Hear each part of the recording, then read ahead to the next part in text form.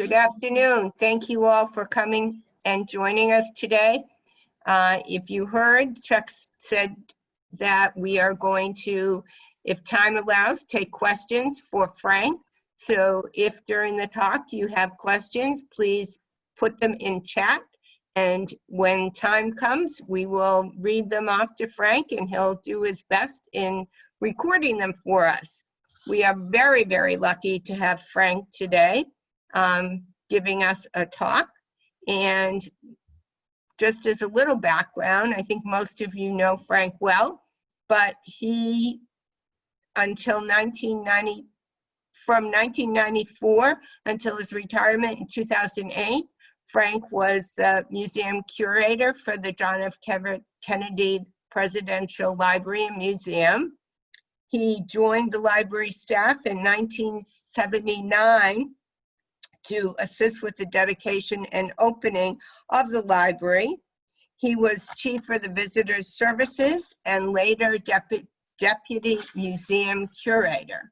From 1975 to 1979, Frank was the executive director of the Paul Revere Memorial Association, managing two of the oldest buildings in Boston. He previously, before that, was the assistant director of education at the museum, at the New England Aquarium. Sorry about that. So with no further ado, we are blessed to have Frank here and are anxiously awaiting his insider talk about what he knows that the rest of us don't. Frank.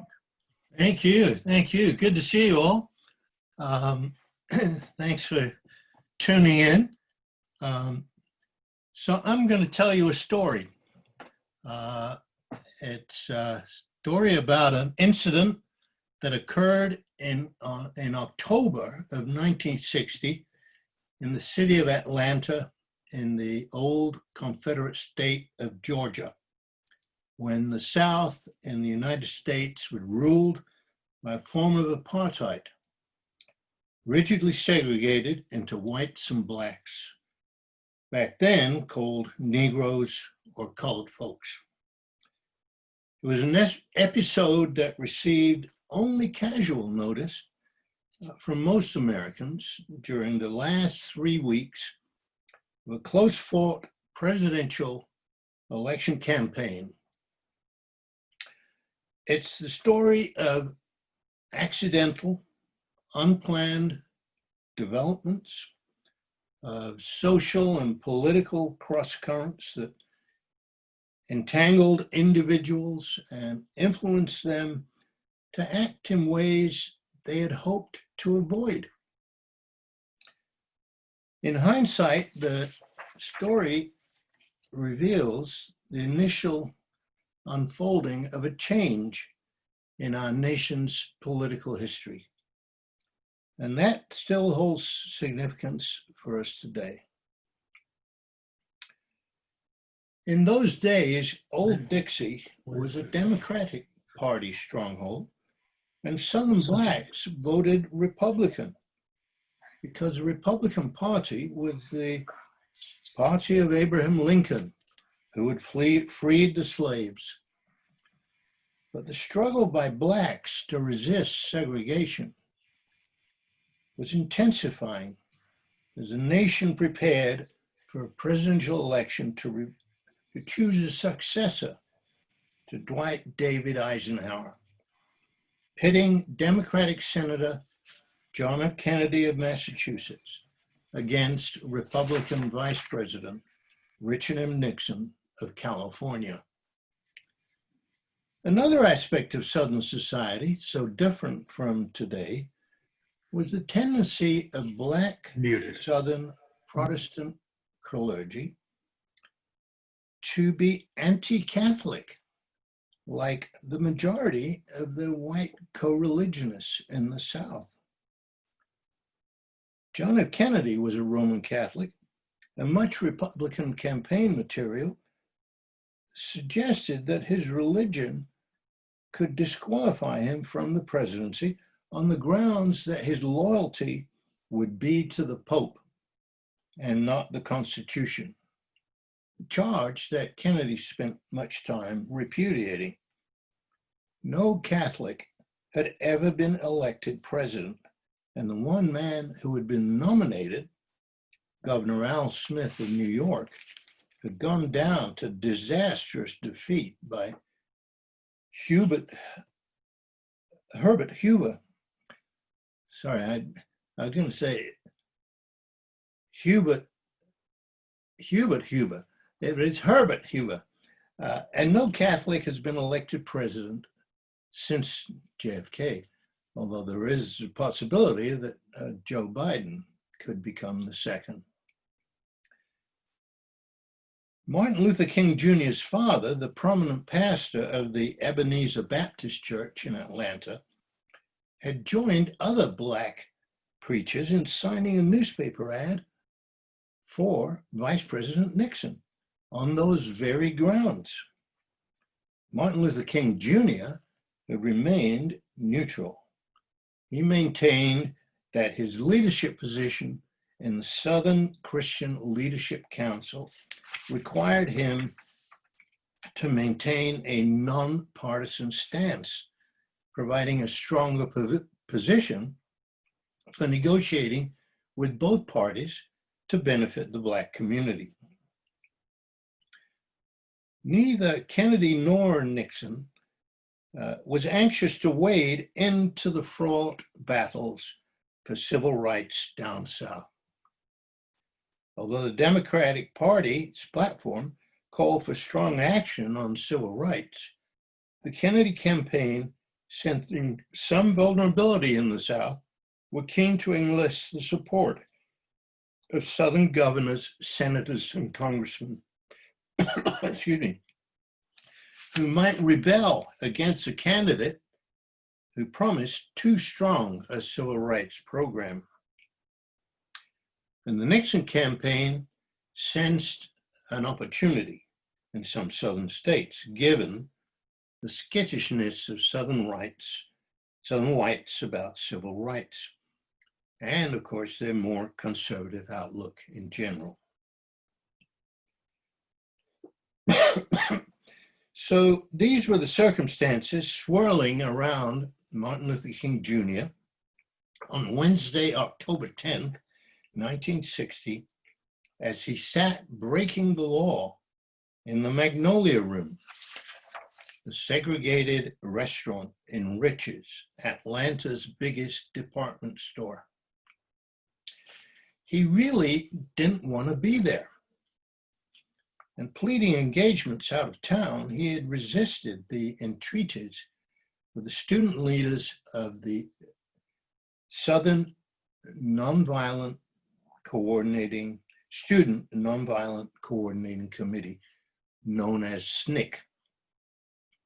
Like other senior Black leaders, he was concerned about losing support from white voters. He counseled avoidance of demonstrations and sit-ins until after the presidential elections. But the engagements had been canceled or fallen through, and eventually he felt he should support the students in their plan for 75 of them to demand service at 10 downtown whites-only establishments where Blacks had to go to a side door to buy a soda. The students had challenged him to put up or shut up, to walk the walk. And so, along with 51 others, he was arrested for violating Georgia's trespassing law. He was taken to the Fulton County Jail. They were all bound by an oath of nonviolence and did not resist, nor would they pay fines or post bail. Jail, no bail was the watchword. And at the following court hearing, King said he would stay in jail for 1 year or 10 years if it took that long to desegregate Riches. The next day, several hundred more sat in 15 establishments, 25 more were arrested, and all the restaurants closed. And then on the Friday, Wool was closed to avoid serving blacks, and on the Saturday, the Ku Klux Klan paraded through Atlanta. Within the Kennedy campaign was a small group known as the Civil Rights Section, headed by Sergeant Shriver, the president of the Merchandise Mart, the huge Kennedy enterprise in the middle of Chicago. And through his marriage to Eunice Kennedy, he was the brother-in-law of the candidate. Working with him was Harris Wofford, a young Notre Dame constitutional law professor and a civil rights activist, and Lewis Martin, an influential black businessman and publisher of a newspaper with a large circulation in Chicago's black community. They sought an expression of respect for JFK from King, and an expression of JFK's support for King.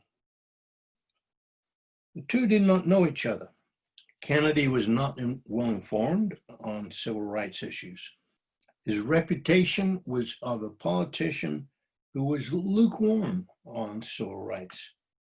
At the meeting, King had urged Kennedy to do something dramatic to assure Negroes of his commitment to their struggle. The group held for trespassing at Rich's was quickly released. The judge dismissed the charges after pleas from Mayor Hartsfield and others in Atlanta's establishment, but not King. A judge in DeKalb County, next to Fulton County, demanded King be released into his custody to face charges of violation of probation. And King was taken to the DeKalb County Jail. DeKalb was a hotbed of Ku Klux Klan activity, known for its passionate support by its white population for segregation. King was a resident of Montgomery, Alabama. He was pastor of a Black Baptist church there. In the previous year, he had driven his wife, Coretta, and a white friend to Georgia. In DeKalb County, a state trooper, seeing a white woman in a car with two blacks, pulled him over. And he gave King a ticket after noticing that his driving license had expired. Called before a judge, he was fined $25 and sentenced to a year of probation. King paid the fine and thought no more about it. But a year later, with King in the DeKalb County Jail, Judge Oscar Mitchell, who had requested custody of King after the Rich's sit-in, sentenced the Baptist minister to 4 months of hard labor for violating the terms of his probation, and had King taken in the middle of the night to the state's maximum security prison in Reidsville, deep in cracker country. Reidsville was known for lynchings and the disappearance of Negroes in the pine woods and swamps along lonely roads lined with kudzu draped trees. Reidsville State Prison was notorious for interracial conflict, and as late as 1955, its brutal chain gangs. King would be working on one of the road gangs. Immediately, fears were expressed for King's safety. King's wife, Coretta Scott King, 6 months pregnant, was certain he would be killed. She called JFK's civil rights assistant, Harris Wofford, and he in turn called Sarge Shriver in Chicago. And Shriver agreed with Wofford about the seriousness of the situation and that JFK could call Coretta King to express his concern. Shriver drove out to see JFK at a motel at O'Hare Airport to recommend that course of action. JFK was in the campaign meeting.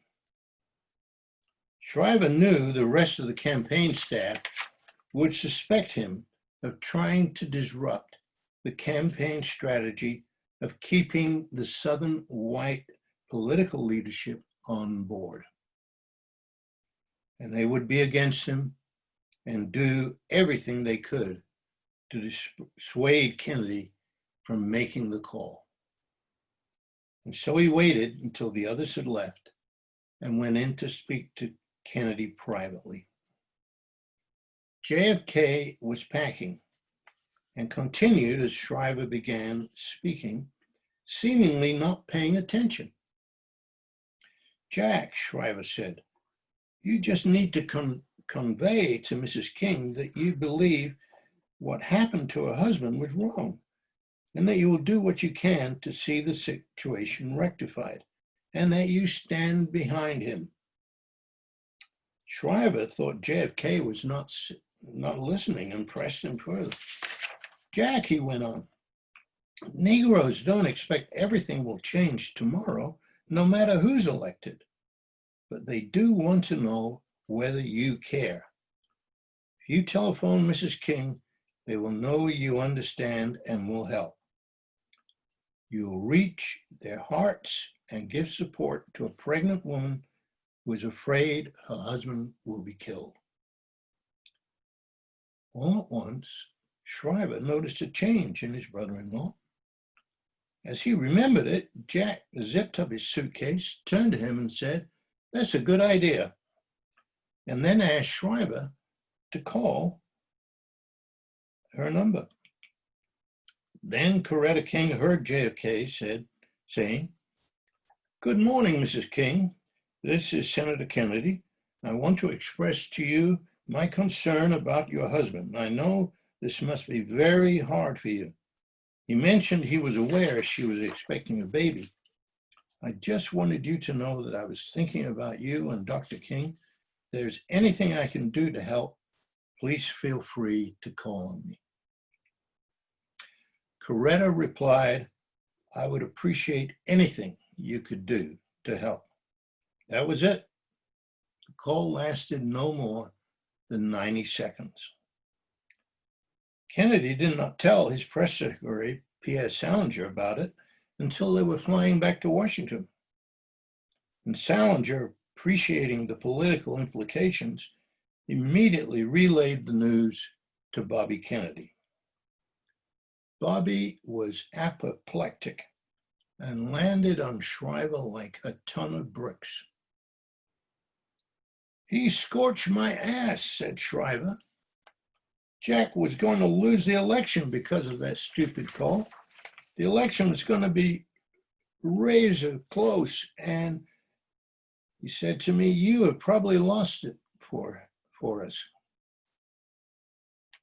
The next morning, however, Judge Mitchell ordered King released on a $2,000 bond, saying this action was mandatory under Georgia law. But what prompted the judge to release King? Overnight, thinking of the injustice of it all, Bobby Kennedy had a change of heart. "It burned me, it grilled me," he said. "Hard labor for a misdemeanor for driving without a valid license. That SOB lynch law judge screwing up my brother's campaign and making the country look ridiculous in the eyes of the world." He had called the judge, but in doing so, RFK kept cool. He made it clear he was calling as a fellow lawyer, inquiring about King's constitutional rights, and that he disapproved of the denial of a defendant's rights, and thought it was disgraceful to sentence a man to hard labor for a minor traffic offense. The judge, concerned about potential public outcry, and pressure from other sources in the Georgia establishment released King on bail. And so after 30 hours of confinement in Reidsville prison, King flew back to Atlanta. Standing behind his wife and daughter, holding his son and daughter, standing behind his wife and daughter and holding his son and speaking to supporters and reporters, King said, "I understand from very reliable sources that Senator Kennedy served as a great force in making my release possible. For him to be that courageous shows he is really acting upon principle." Though he stopped short of endorsing Kennedy, he left no doubt about his appreciation. "I hold Senator Kennedy in high esteem," he said. "I am convinced he will seek to exercise the power of his office to fully implement the civil rights plank of his party's platform." He also noted that he had not heard from Vice President Nixon. The next day, the Chicago Defender, the newspaper of Chicago's Black community, had a photo of the scene under a heading reading, "Reverend King, free on bond, hails Kennedy's role in cleric's release." A caravan of limos took the party to Martin Luther King Sr.'s church in downtown Atlanta, where King Jr.'s father declared, "I had expected to vote against Senator Kennedy because of his religion. But now he can be my president, Catholic or whatever he is. It took courage to call my daughter-in-law at a time like this. He has the moral courage to stand up for what he knows is right. I have all my votes, and I've got a suitcase, and I'm going to take them up there and dump them in his lap." Time was running short to publicize these events, but within 6 hours, Shriver, Harris Wofford, and Lewis Martin had arranged to print a pamphlet that came to be known as the Blue Bomb, because it was printed on light blue paper. It reproduced the statements of Martin Luther King Jr., his wife and father-in-law, about King's release from jail. And it included the line, "No comment Nixon versus a candidate with a heart, Senator Kennedy," and the statement of Reverend Ralph Abernathy, one of King's most trusted colleagues. "I earnestly and honestly feel it is time for all of us to take off our Nixon buttons." Black ministers calling themselves the Freedom Crusade Committee sponsored the pamphlet. Ultimately, by November 6, 2 million copies were distributed at Black churches across the nation. Bundles of them were piled on Greyhound buses bound for campaign offices in important cities. Civil rights workers distributed them in bars on Chicago's South Side and in New York's Harlem. When the results came in on November 6, Kennedy won the popular vote by only 118,574 votes, 49.7% to Nixon's 49.6%. But in the Electoral College, he won by 303 to 219. It could easily have gone either way. Huge numbers of Blacks voted, 70% of them for Kennedy, leaving no doubt in the Black community that they had been responsible for sending Kennedy to the White House. If only whites had voted, Nixon would have had 52% of the popular vote. In electoral votes, without the black vote, JFK would have lost Michigan, Illinois, and South Carolina, and therefore the election. Despite the Kennedy campaign's concern about the white vote, the Democratic House held together, and again, when LBJ ran versus Goldwater in 1964.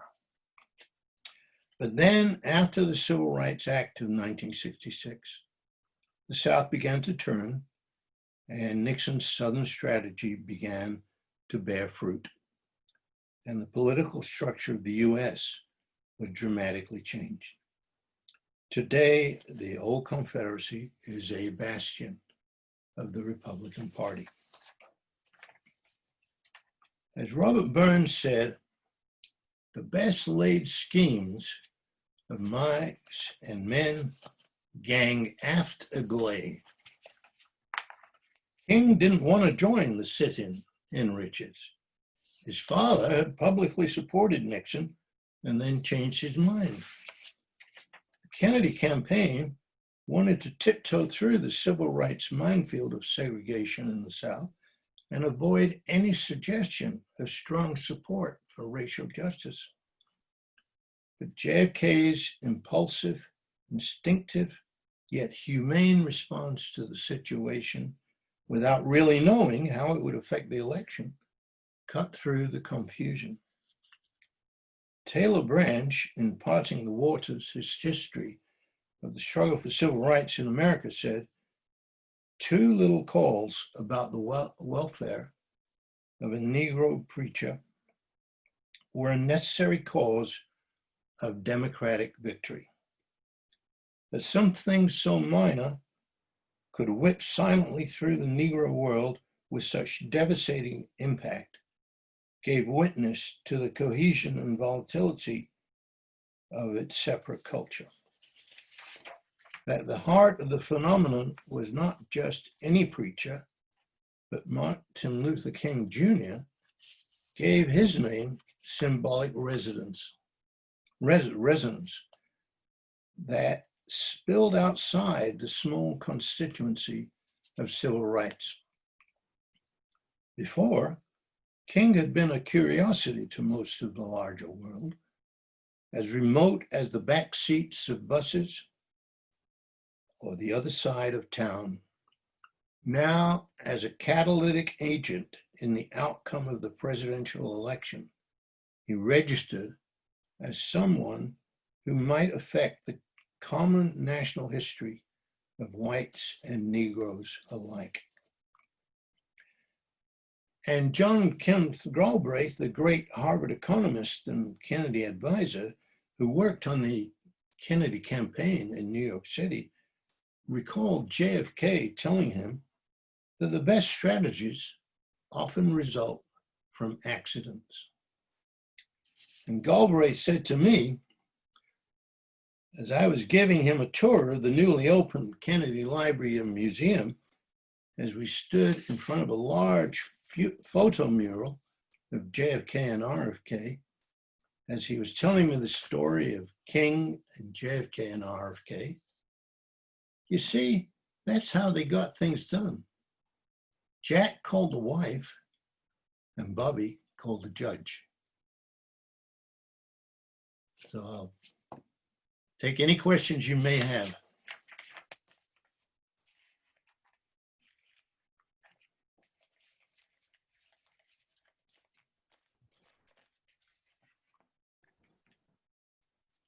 Anybody have any questions? What did Martin Luther King Jr. think of Kennedy's presidency in relation to the blacks at that time, after he was elected? Well, you know, he wrote a letter to him after he'd been imprisoned during the Freedom Rides. After the March on Selma, and thanking him for his support of the Black community. And I think in general, particularly looking back, most of the Black leaders of that time, and I've met a good number of them and had dinner with them and so forth.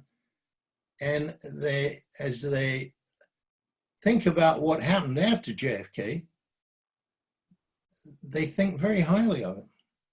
And I think in particular what cemented that was his address to the nation following the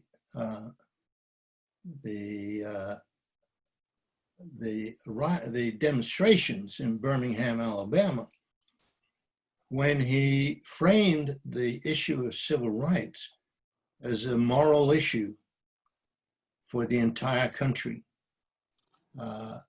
and one which the country needed to take seriously and do something about. And if you go to the Kennedy Library, you can hear him make that address to the nation.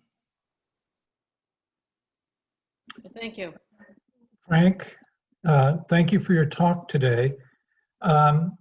If Kennedy hadn't been assassinated, would he have had the political muscle to push through the Civil Rights Act the way Johnson was able to?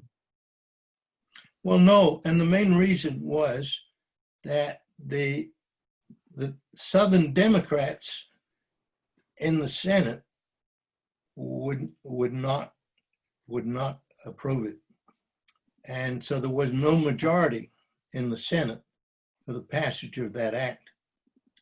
Now, of course, Lyndon Johnson was a master politician, had been majority leader of the Senate, and just a master at running that institution.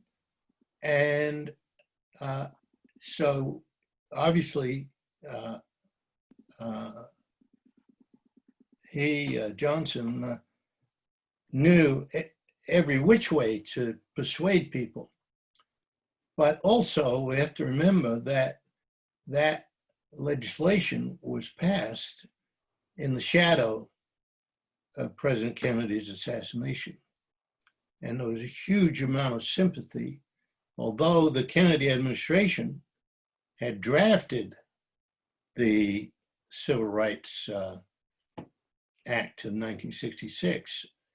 It was passed in the shadow of JFK's death, and with the supreme skill of Lyndon Johnson, who was, major influence as a senator, Southern senator in Texas, who wholeheartedly believed in civil rights.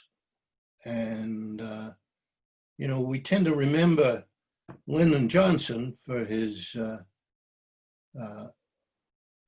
what happened in Vietnam in his presidency. But I was once in Austin, Texas, at the Johnson Presidential Library, and I remember going through the exhibits there, and the director asking me what I thought about it. And I said, well, you certainly got a lot of stuff about Vietnam, but it seems to me that, another big part of Johnson's presidency that we shouldn't forget is the Great Society. And there needs to be more of that in the museum. Frank, do you, I know Johnson is not your specialty, but can you comment on why it was that, how it was that Johnson came to be so committed to civil rights, being a son of the South and so forth? Well, he grew up poor. Mm-hmm. And he started out as a teacher in poor towns in West Texas. And the single item that most impressed me in his museum was a letter that he wrote to his mother, in which he asked her to send him a box of toothbrushes and toothpaste because his pupils didn't know how to brush their teeth. And, you know, in that one little item, that letter, it, you know, it told me a lot about Lyndon Johnson and about his concern for those less privileged. And so, yeah, no, it didn't surprise, you know, his support for civil rights, because, you know, didn't surprise me. Mm-hmm. Of course, I was not even in this country at that time, so.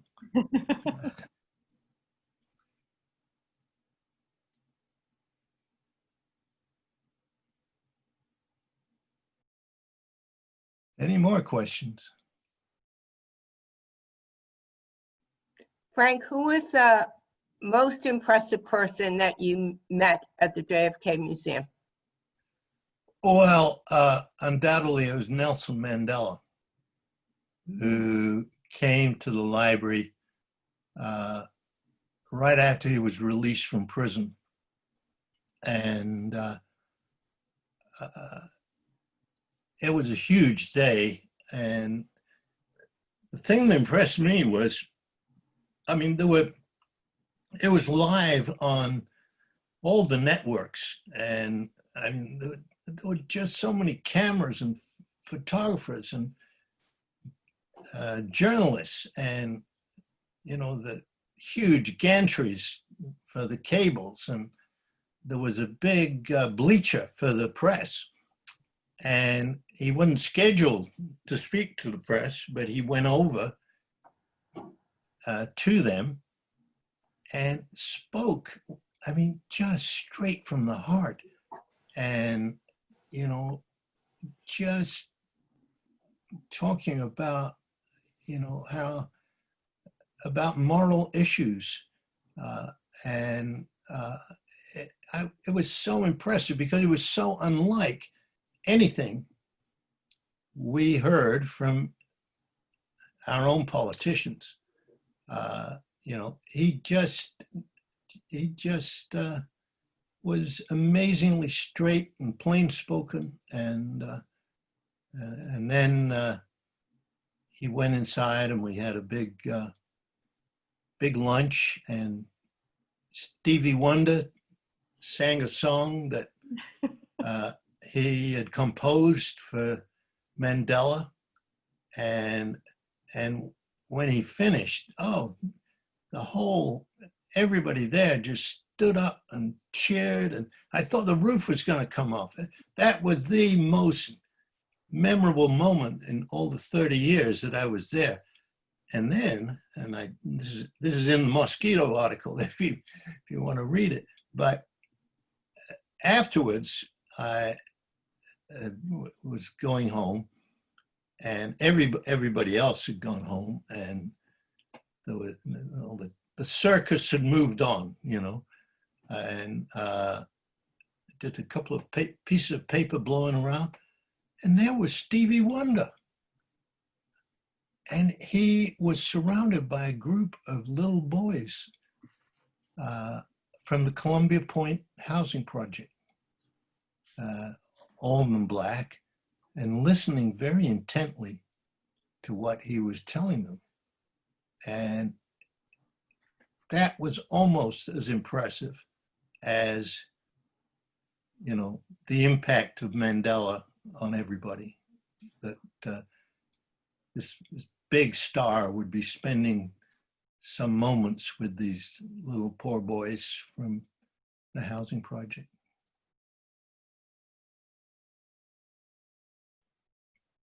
Frank, what's your favorite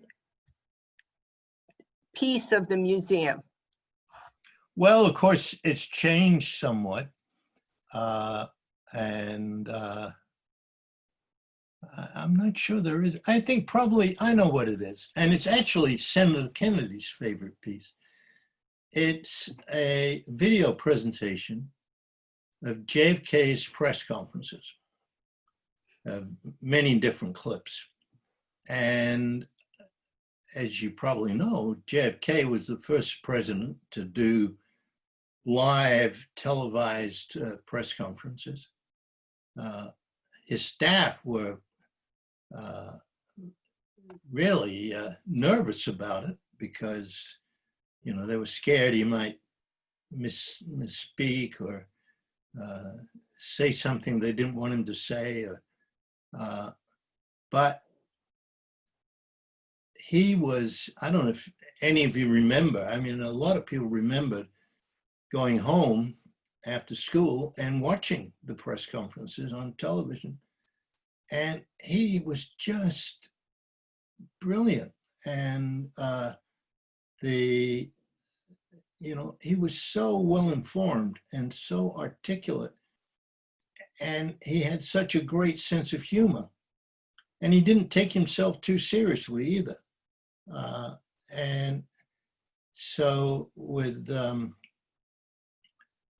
whenever I did a tour with Senator Kennedy for some VIP, head of state or, you know, somebody like that, he would always require that we sit down and watch the whole 20 minutes of this presentation. And he particularly enjoyed one where a reporter gets up and said that he had heard that his younger brother, Ted, had once expressed his thought that he maybe wasn't sure if he would ever want to be president, seeing the stresses that his brother is subjected to. And the reporter said, so how do you feel about that? Are you do you feel you're put under too much stress, and would you recommend the job to others? And JFK said, no, he enjoyed the job, but he wouldn't recommend it to others. And so he was, and the press, you know, the press really found him very engaging. But also he was very straight. He, you know, you see him asked about civil rights, and the polls were showing that he was going too fast on civil rights. And he said, well, I think the polls are probably right. We are, that's the way people feel. But, you know, you can't just run the government based on what the polls are saying. You've got to take a longer view and you know, and then think about where you want to be in 10 years or 15 years or whatever. And he, it's, you know, he was just very, very, you know, and he was very knowledgeable. I mean, as a boy, you know, he was very sick. He had something called Addison's disease, which means that he had basically no immune system. So he was always in and out of hospital. And during that time, he read and read and read. And Claire Booth Luce once recalled going to visit him in the Mayo Clinic. And she went in to his room, and he was reading a book.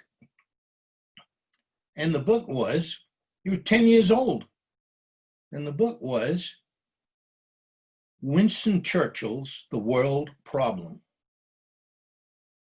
And so, you know, he just, and that was something that stayed with him all through his life. He was fascinated by history and read a heck of a lot about it. And yeah.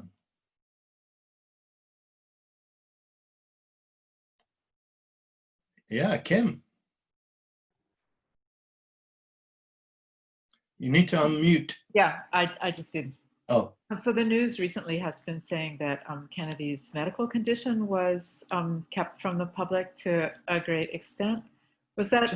should you repeat what you said? Yes. So in the last few days, the news has been saying that Kennedy's medical condition, along with other presidents, has been, the full detail has been kept from the public throughout his presidency, was kept from the public throughout his presidency. Do you think that was necessary or wise or his idea, or do you have any sort of insights into how that came to be? Well, it's true. But I don't really have, I suspect that, you know, the thinking was that if people knew he had Addison disease, that they probably wouldn't vote for him, as they probably wouldn't have voted for FDR if they'd been really aware of the extent of his disability. And of course, that was with the cooperation of the press, and that was covered up. Which reminds me of a story about Winston Churchill, where Churchill was not covered up. You know, the Churchill during the war would go to Washington and spend several weeks there. And Churchill had a habit of padding around in the nude. And he stayed in this particular room, which is now known as Queen Elizabeth's room. And the bathroom was across the corridor. And so one morning he went to take his bath, which he really enjoyed. And he came out, and there in front of him was President Roosevelt in his wheelchair, being pushed by and surrounded by his entourage. And Churchill said, "The Prime Minister of the United Kingdom has nothing to hide from the President of the United States." So,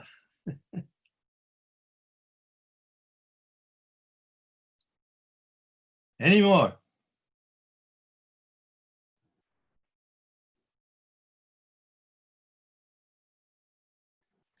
So going back to your question, Kim, I suspect it was done because they knew that if it was made public, he wouldn't stand a chance. Mm-hmm. And you know, his father, he was treated with cortisone, and which made a big difference in, you know, he had these terrible back problems, which might have been related to the Addison disease. And so they prescribed cortisone for that. But his father had cortisone, bottles of cortisone stashed in bank, in boxes in bank vaults all over the world. Wow. So he'd never be far from a supply of cortisone. And yeah, I mean, he was in terrible health. And in most of his life, he was in terrible pain. But he would not even, you know, going way back when he was at Harvard, he still wanted to participate. He actually pulled strings to get in the Navy. And then once he pulled it, because he wasn't accepted, he was considered not fit enough. So he pulled strings to get into the Navy. And then once he got in the Navy, they didn't want to send him into combat. So he pulled strings, mainly through friends of his grandfather, Honey Fitz, and pulled strings to get sent into combat. And that's how he ended up in commanding a PT boat in the South Pacific. He just refused to let his physical condition keep him out of anything. And so, yeah, no, he was amazing, really. And he was captain of the Harvard sailing team that won the college championship. And he was on the Harvard swimming team. And he was terribly thin. And his teammates would feed him ice cream to get him to put some weight on. And he had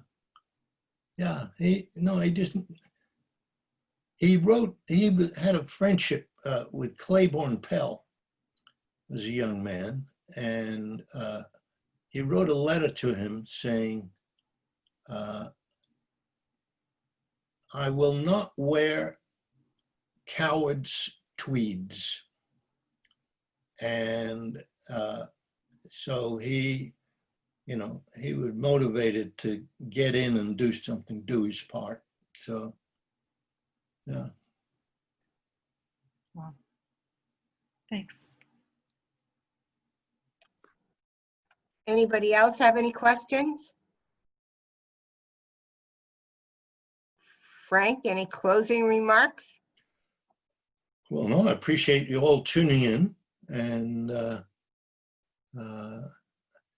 I sort of like doing these things, although it takes me a lot of time to put it together. But I like telling stories, so there you go.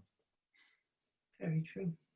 Well, thank you for the history. Thank you for your time. Thank you for all the planning. And most of all, thank you for sharing your knowledge with us.